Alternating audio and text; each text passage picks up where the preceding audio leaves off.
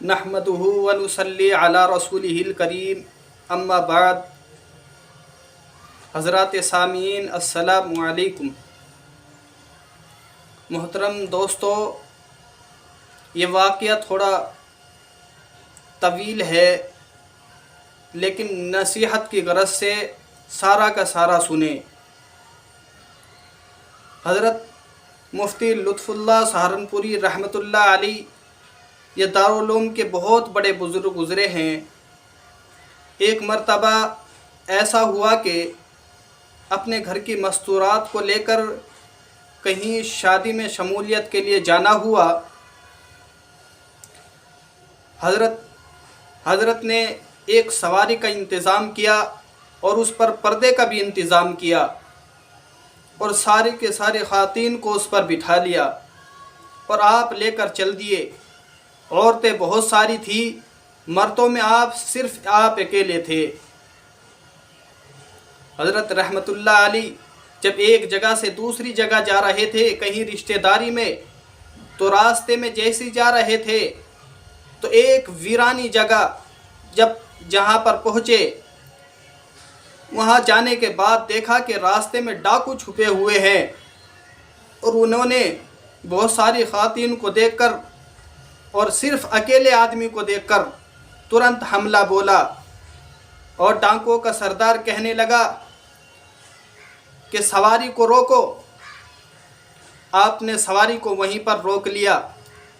ڈاکوؤں کا سردار نے کہا کہ ہم مال بھی لوٹیں گے اور عزتیں بھی خراب کریں گے، لیکن فوراً حضرت نے کہا کہ آپ ایسا کریں، جو سارا کا سارا مال ہے ہم دینے کے لیے تیار ہیں، جو بھی ہمارے پاس زیور ہیں جو بھی ہمارے پاس زیورات ہیں یہ بھی سب سارے کے سارے ہم دینے کے لیے تیار ہیں، لیکن ہماری عزت خراب نہ کرے، ہماری پردہ دار خواتین کو بے پردہ نہ کرے۔ بس ڈاکوے کا سردار رک جاتا ہے اور حضرت کو کہتا ہے کہ ٹھیک ہے، جیسا آپ کہتے ہیں۔ حضرت نے ترنت وہ جو مستورات تھی انہیں حکم دیا اور کہا کہ جتنا بھی آپ کے پاس زیور ہے وہ سب اتار دے۔ وہ خواتین بھی نیک عورت تھی، ساری کی ساری یہ بات سنتے ہی جو بھی ان کے پاس زیور تھے، جو بھی ان کے پاس پیسے یا انگوٹھیاں وغیرہ پہنی ہوئی تھی، وہ سارا کا سارا زیور اتار کر رکھ دیا، ایک رومال میں باندھ کر دے دیا۔ آپ نے اس کی گٹھڑی سی باندھی اور اس ڈاکو کے حوالے کر دی اور کہا کہ اب ہمیں جانے کی اجازت دے اور ہماری جان بخشی کرے۔ اس ڈاکو نے کہا کہ ٹھیک ہے، تم تو ٹھیک آدمی لگتے ہو کہ تم نے سارا کا سارا مال ہمیں خود دے دیا، اب جا سکتے ہو۔ لیکن جیسے ہی کچھ دوری پر چلے تو اس پردے کے اندر سے ایک بچی کی آواز آتی ہے اور وہ کہتی ہے کہ اوہو، یہ انگوٹھی میری انگلی کے اندر رہ گئی ہے۔ آپ نے ترنت ایک دم سواری رکوائی اور اس بچی سے وہ انگوٹھی لی اور آپ واپس دوڑے۔ جیسے ہی آپ واپس دوڑتے ہوئے ان کے قریب آئے، پہلے تو وہ ڈاکو گھبرائے، لیکن پھر سوچنے لگے یہ تو تنہا آدمی ہے، یہ ہمارا کیا بگاڑے گا، اور اس نے تو سارا کا سارا مال ہمیں دے دیا۔